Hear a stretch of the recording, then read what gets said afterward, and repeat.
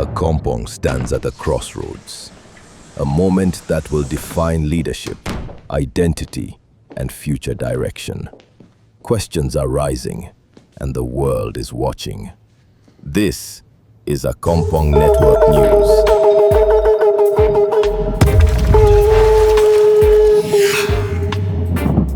Accompong, a place built on resistance, strategy, and freedom.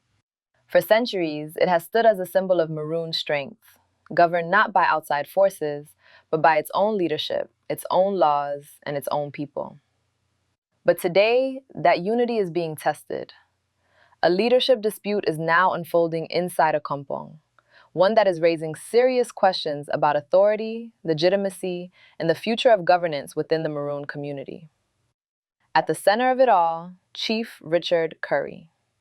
His official term ended in February 2026, but he has not stepped down. Instead, he maintains that he remains chief until elections are properly organized.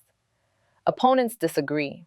They argue that once the term expired, leadership should have transitioned immediately, or elections should have already been held. This disagreement has now created two competing positions. One side says stability requires process. The other says power is being held beyond its time. And as weeks pass without an election date, tension is rising. Public meetings have been called, voices have grown louder, and within the community, there are signs of division. Some supporting continuity, others demanding change. This is no longer just a disagreement. It is a question that cuts to the core of Accompong's identity. Who has the right to lead when leadership itself is being challenged? But this story goes deeper, because the battle isn't just about who leads. It's about who controls the rules of leadership itself. And that brings us to the next chapter. Behind the leadership dispute in Accompong lies a deeper and more complex issue.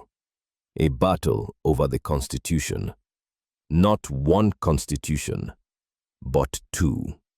On one side, the long-standing framework established in 2004.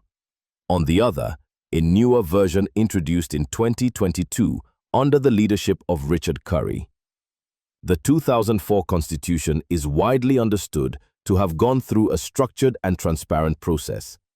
According to community accounts, it involved multiple rounds of voting, broad community participation, and the presence of third-party observers from the Jamaican government. For many, that process established its legitimacy. The 2022 Constitution, however, is now at the center of controversy. Critics argue it was never legally ratified through a comparable, transparent process.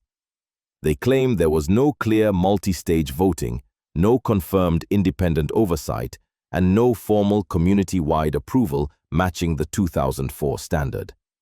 Because of that, they do not recognize it as valid or binding.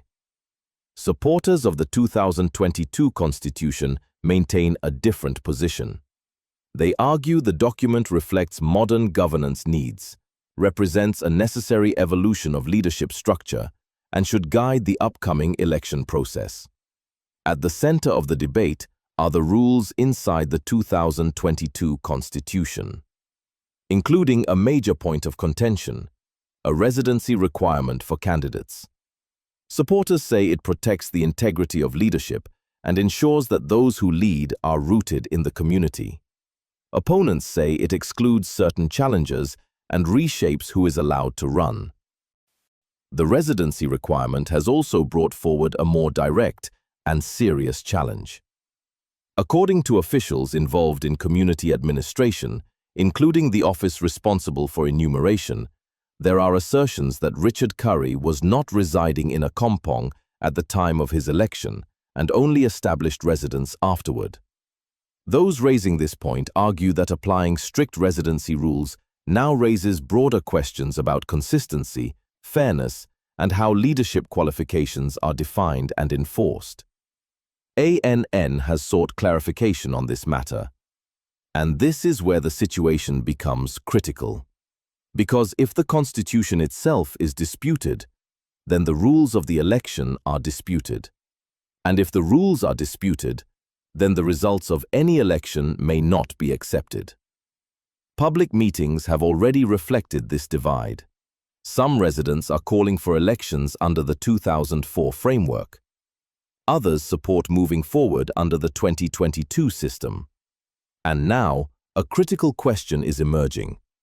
If internal agreement cannot be reached, will external systems be brought in to oversee the process?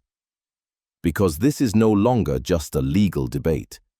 It is a question of legitimacy.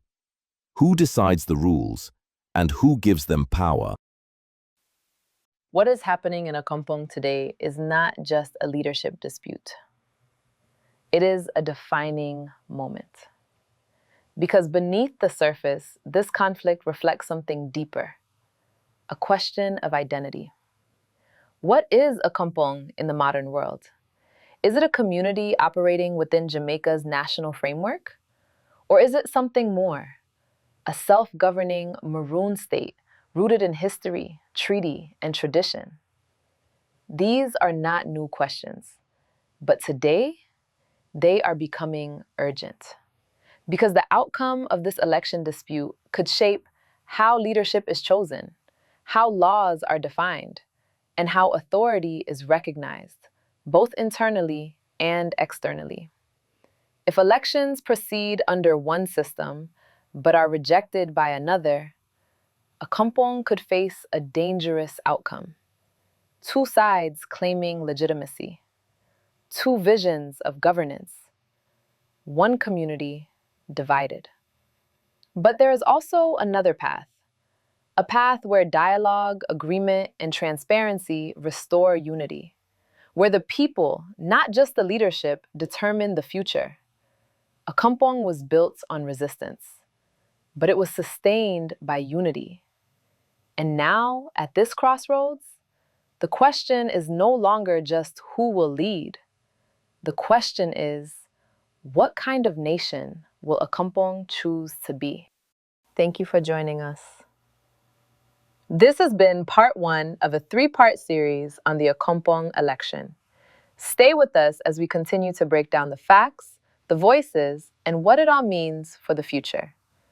This is Accompong Network News. Like, share, and subscribe, and stay connected with Accompong News.